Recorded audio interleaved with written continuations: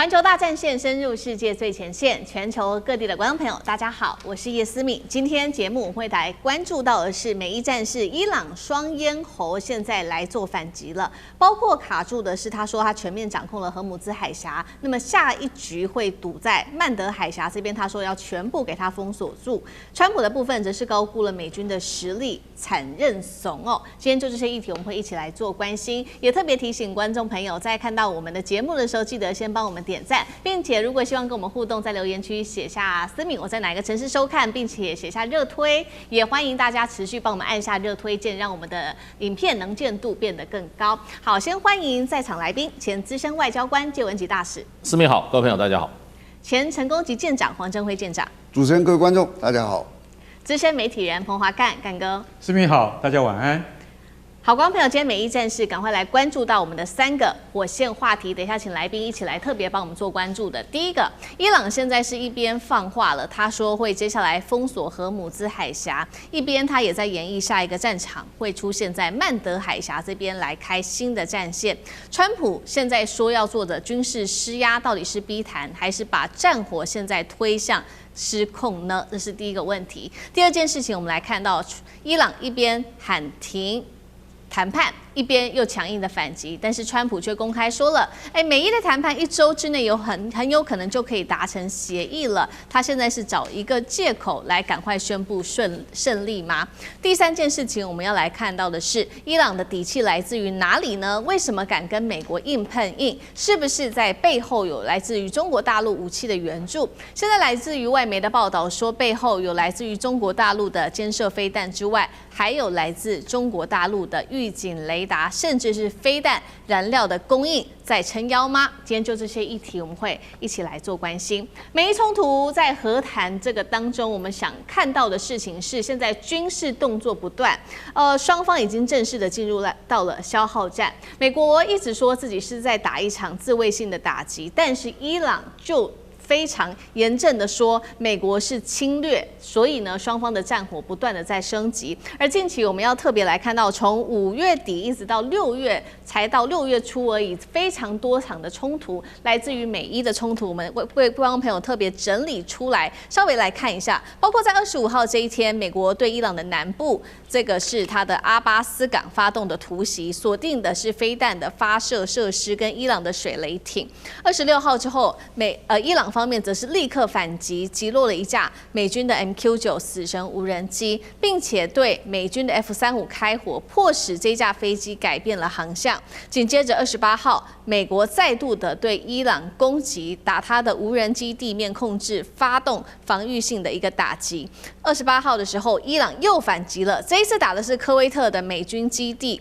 再來，我們看到30跟31號2天，美軍連續對伊朗發動了打擊，打的都是跟它的無人機的體系，還有它的雷達系統的設施是有關係的。最後最新我們來看到是在6月1號了，伊朗再度的打擊科威特的美軍空軍基地，革命衛隊說已經摧毀了原本預定要打擊的目標。我們看到一波一波的伊朗，甚至是全面的態度越來越強硬，對美國放話說，接下來會全面的封鎖荷姆茲海峽之外，他也言意要在曼德海峽這邊新闢一個新的戰線，導致我們現在觀察到的國際油價正在大漲，全球能源航運再度拉起了警報。川普到底有沒有錯估形勢？而另外一條新的戰線曼德海峽一旦爆發了戰爭，是否又導致國際油價會完全失控？那傑大使怎麼看？對，現在事實上的話，整個的情勢哈，在軍事上面還是在雙方的可控的範圍裡面，沒有失控。因為美國打都是怎麼講呢？嘴巴說打得很兇，實際的攻擊是很有限的攻擊，都是針對軍事基地或針對幾艘那個飛彈快艇啊，宣示的戰果看起來是不錯，可是實際你去看，造成的傷害並不大，而且是很對點的打。那伊朗的這個反擊還是沒有破壞它的原則，就是對等包袱。對，所以現在一直在這樣子一個默契之中進行。所以雖然川普到最後談判快要達成階段，有一點沉不住氣，又這個手又怎麼講哈，又上了賭桌，又在那邊偷牌了，對不對？所以就變成他這個毛病就是改不了。不過看起來情勢都還是在掌控之中了。不過這種戰爭打到現在的話，我們也可以做一個小結，也就是說這個小的這個好，不能說整個的一個蓋棺論定，因為現在也不打100多天嘛，情勢都在變化。我們就對川普做一個小結的話哈，那怎麼小結法呢？就是說他情報準確，可是他研判錯誤，因為他的研判就是他對這場戰爭的預期，通通沒有照他的預期發展。比如說他打完了那個殺掉40幾個伊朗的首腦以後，領導成員他說伊朗自己要亂了啊。這個伊朗人民已經全部要起義了，全伊朗多久以後起義了？有沒有起義？沒有。他認為伊朗這個國家要自行崩潰，沒有。然後過一陣子，他說他們彈藥已經快沒有了他們打不下去了。空軍被我全滅，海軍被我全滅，然後陸軍呢，他這個什麼飛彈什麼的都90%都沒有了。好，最後呢？不管他這個情報準不準確，可是他研判說伊朗快完蛋了。他已經講伊朗快完蛋已經好幾次了，都沒完蛋。所以他研判不準啊。研判不準就變成就是說這是他個人的問題了。那我有時候在想說 ，CIA 是不是在搞他？我有時候會懷疑說 CIA 不喜歡他嘛，是不是在搞他？故意挖坑給他跳，要不然怎麼跳這麼多坑呢？哪有這樣子搞法的？又說，哎呀。伊朗現在領導層分裂，他們現在已經分裂，有人要投誠了，有人要把那個幹掉，這票那要幹一票，有嗎？他的那個講故事能力很強，已經好幾種故事，通通沒有兌現。所以，我們用理性的來講的話，是吧？他研判是錯誤，研判就是你的期待跟未來，你對未來的這個預估就是你的研判，那你是研判錯誤，還是你自己本來就是喜歡做夢的人？對，做那種白日夢的人，可是做到美國總統怎麼會這樣？他旁邊說實話，一天這些人都不是一些酒囊飯袋啊，有 CIA， 有這些美國的職業軍人，怎麼搞成這樣呢？所以我覺得這裡面當然統帥要負一切責任嘛，因為所有最後責任都他要做。不過這個過程中，我認為美國基本上這個國家基本上很多地方是怎麼講呢？我覺得包括他們軍事思想都落伍了，他沒有想到。這種超高音速飛彈跟無人機在戰場扮演的角色已經是這麼決定性了，他們正巧對這兩樣武器是束手無策。所以呢，這就變成美國養了這麼龐大的軍隊面臨新的武器、新的戰法的時候事實上就遭到這100天左右的這個對美國軍事力量的不斷的羞辱。好，所以我們看到整場戰事打到現在為止雖然川普獲得了非常多的情報，看起來都是準確的，但是確實在判斷上面是不是有誤導致這場戰爭遲遲都無法停下來。尤其呢，現在在這個和談期間，其實包括了伊朗跟川普對於這場戰事會不會停下來的預估值是完全不一樣的。伊朗方面呢，他們認為說呢，美國你到此刻都還在偷襲我們，並且偷改這些協議的條款，所以呢，伊朗說我們決定要終戰，並且重新來談荷姆茲海峽的議題。川普則是搞不清楚狀況嗎？他說伊朗沒有這麼說，他甚至說呢，1週之內就可能跟伊朗達成協議。川普另外他真的是目前為止壓力非常的大，除了說這個彈藥面臨快要打完的這個壓力之外，還有油價上升跟國內的反戰情緒，來自於盟友的不信任等等。所以在此刻，川普現在的態度是什麼呢？是因為他真的搞不清楚狀況，還是他趕快急於找一個台階讓自己下台階？那幹哥怎麼看？他不會搞不清楚狀況啦那老師講一句，就像大師講的，他旁邊人不是酒囊飯袋嘛，對不對？他只能夠裝蒜伊朗沒這樣講啊，有退出嗎？有嗎？不會的啦，他不會退出。我預計下個禮拜我們就會有結果，他只好這樣講啊，不然怎麼辦呢？對，可是實際上，這個戰爭已經是很不對稱了老實講一句，因為美國的確還在用上一個世代的那個想法在打這場戰爭，東西都很貴對，你已經看到烏克蘭戰場上的那個結果了，恐怕下一場戰爭真的是要這樣打法現在普丁跟澤倫斯基兩個人不知道打什麼，我們也看不太懂。就是說，好像在打一場泥淖的戰爭。沒有決定性的結果。那是未來戰爭的樣態嗎？因為你開着幾百萬美金的坦克出去，那可能開不回來啊。那我幹嘛要開出去呢？所以在這種情況底下，伊朗也是這樣，它就是不對稱嘛。我的飛彈已經被你炸光了，是不是？你知道我地下藏了多少嗎？我的飛彈不像你的 ATACMS 沒有那麼貴，而且我可以得到很多源源不絕的供給，什麼從中國來的供給啊，是不是？所以你怎麼去猜測？你怎麼去防範？然後現在好了，他說，我們還在談判桌上，伊朗卻說，我早已經離開了，我暫時懲罰你，我不在談判桌上了。為什麼？因為你偷改了條文內容，卻不讓我們伊朗知道。你光看那個裴澤斯基安哈，已經快要失勢啊。我就真的覺得伊朗總統也是蠻難幹的啦哈。他真的，因為他沒有實權。真正的實權在 IRGC 的手上，這就影響到什麼？這就影響到說，你要讓荷姆茲海峽重新開放通行的可能性，不是在這幾天之內能夠達成的。而川普要的就是要趕快開放，為什麼？因為油價壓力太大了。不是已經好像和緩了嗎？油價又退回到60幾美元一桶了嗎？現在又到了96美元了，你知道為什麼嗎？因為他說，伊朗說，我现在兩邊封鎖，荷姆茲海峽封鎖之後，我還要再封鎖曼德海峽。大家知道曼德海峽，我們曾經提過，其實阿拉伯半島的東北方就是荷姆茲海峽，曼德海峽在西南方。沙烏地阿拉伯身為最大的產油國，他說好了，荷姆茲我過不去是沒關係，我有一條油管從東邊到西邊，長達1000公里，我從紅海這邊出去，就從這邊出去。那紅海下來要先經過曼德海峽，再經過亞丁灣，就可以出去了，就不理你荷姆茲海峽了啊！我就不受你伊朗的制約了。現在你知道伊朗要幹什麼嗎？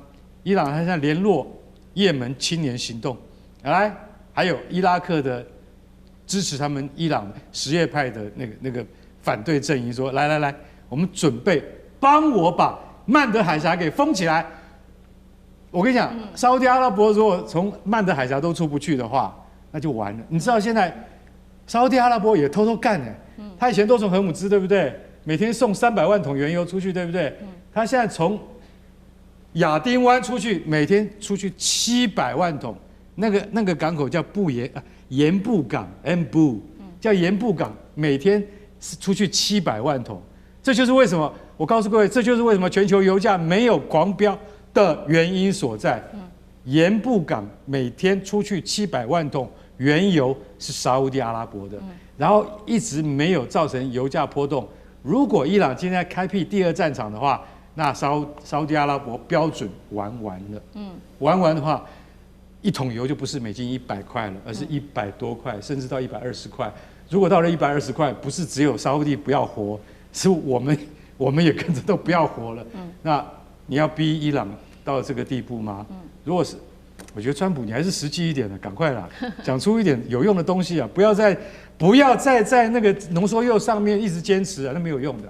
对，所以現在最擔心的就是第2條曼德海峽這邊會不會開闢第2戰場，到時候就不會只是影響美國了，包括全球的油價都會因此跟着賠漲進去。現在大家也在看說，那伊朗的底氣到底來自於哪裡？尤其是在軍事的打擊上面，除了說這個伊朗方面一直在修補自己的，不管是飛彈庫存啊，它的地下碉堡等等，我們看到現在也在說，是不是有來自於中國大陸武器的支援呢？那特別來看到幾款武器到底有沒有來自於中國？首先外媒做的披露，一共是3款。我們要來看到的是第一個，他說呢，疑似有中國企業透過跨國網路來協助伊朗取得1.2萬噸用於彈道飛彈固體燃料的化學原料，可以制造2500枚的飛彈哦。再來就是有沒有中國大陸提供的 FN6的肩射防空系統，當時美軍的 F-15E 就是因為這樣遭到擊落的。最後是有沒有大陸的長程預警雷達，這一款是中國制的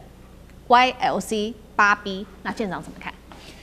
大家討論這個問題啊，第一個你要問2個問題：第一個，中國會不會幫助伊朗？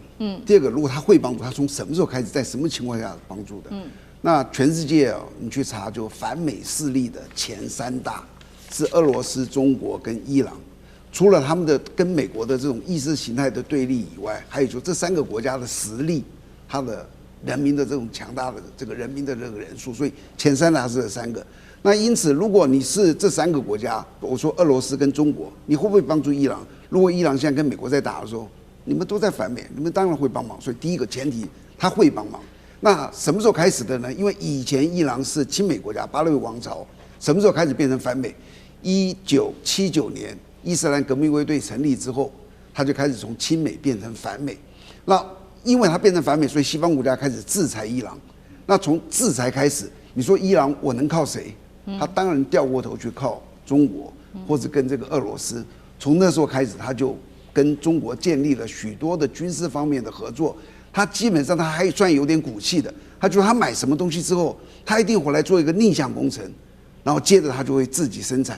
他做了很多東西，你別以為伊朗是一個很落後的國家哦，不是，他也能造潛艦，他也能造重型魚雷，這2個東西全世界都沒有幾個能做的。所以那他在從中國獲得的支持裡面最大的幫助，第一個叫做弓箭飛彈，就是攻船的打那個船的那個飛彈，他從開始 C8洞1、8洞2開始買，從40年前就左進哦，一直到現在都還在做，這是第一個。那他就自己研發他自己的。然後第二個是防空飛彈，紅旗2、紅旗7，以及肩射的那個飛彈，通通是從中國買，然後他自己去研發，去做他自己的。然後還有第3個就是快艇。快艇的這種飛彈快艇技術基本上也是中國去買的，然後去仿造，然後還有水雷，那他也從俄羅斯拿了很多的技術，好比說 Kilo 級潛艦是俄羅斯的，他買了4艘，我們到今天為止我們都很難造出潛艦，但是伊朗已經可以造出來，就是他其實蠻厲害的，所以你知道中國會不會幫伊朗？會，那一直都在幫。那你說現在伊朗打到現在，其實我有時候會覺得蠻意外的，應該已經被打趴的吧？現在你會發現，他比川普還要硬啊！川普說：“哦，已經讓他同意，他都沒有。他每次你說有，他都告訴你沒有。”我想他的底氣哪裡來？他底氣第一個，大家記住，他的地形是天然的，他的最大的底氣裡面高山峻嶺，而且你去看他的整個國家四面有一圈叫做銅牆鐵壁，就好像如果你說你今天要打台灣。你要從我們的東岸上來，第一個上來就是一個中央山脈，你可以占據邊邊一點點，你怎麼樣往裡推很困難，所以它有一個銅牆鐵壁，整整繞一圈哦，整整繞一圈，然後它國家又大，所以美國如果今天一定要打進去，可不可以？以美國的實力可以，但是你去想想，他要死多少人，所以他不會去跟他去硬拼，這是一個。第二個就是哦，真的就是俄羅斯跟中國的資源，而且別忘了這3個國家是貼在一起的。不像美國，美國說有天我來支援日本、韓國，你在哪裡？10萬8千里之外，這3個國家緊緊連在一起。當他要支援他，就支援他。你說打到現在，他會不會支援他武器？我不敢講。但是這個支援不是現在才有，一直以來都有。然後你說他支援他糧食這些東西，我覺得是會做的。所以呢，現在我再來看，最後就是有些東西是其實沒有什麼差異，差不多1.2萬噸的那個彈藥。這個運到做好飛彈，大概已經是後年了。這個戰爭早就結束了，所以它的幫助不是現在，而是一直以來的這些技術資源。好，謝謝艦長。那我們休息一下，馬上回來。地緣政治、美中之爭、戰略價值、強權崛起、小國生存，現在與未來洞悉事件走向，掌握世界脈動。全球觀點盡在環球大戰。